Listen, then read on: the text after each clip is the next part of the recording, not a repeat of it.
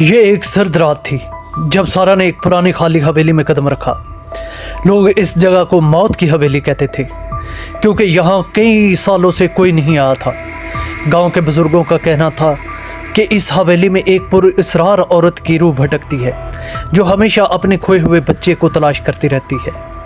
सारा, जो एक तहकीकाती सहाफ़ी थी, उसने कहानियों को सच साबित करने का इरादा किया। उसने हवेली का दरवाज़ा धकेल कर खोला, जिससे एक तेज़ आवाज़ गूंजी जैसे किसी ने चीख मारकर खबरदार किया हो। अंदर का माहौल सर्द और खामोश था, मगर हर कदम पर इसे महसूस हो रहा था कि कोई इसे देख रहा है। हवेली के एक कोने में एक कदीम झूला हिल रहा था, जैसे कोई नादीदा कुव्वत इसे झुला रही हो। अचानक सारा को बच्चे के रोने की आवाज़ सुनाई दी। इसने पीछे मुड़कर देखा, मगर वहाँ कोई नहीं था। आवाज़ें मुसलसल करीब आती जा रही थी।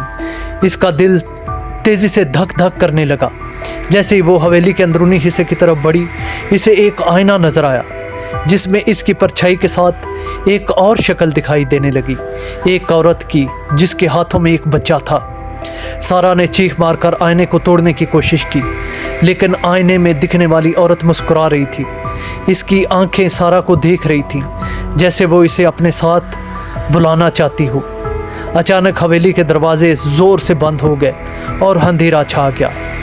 कहते हैं उस रात के बाद सारा को किसी ने दोबारा नहीं देखा और हवेली में एक और नई रूह भटकती है जो हमेशा अपने खोए हुए जिस्म की तलाश में रहती है।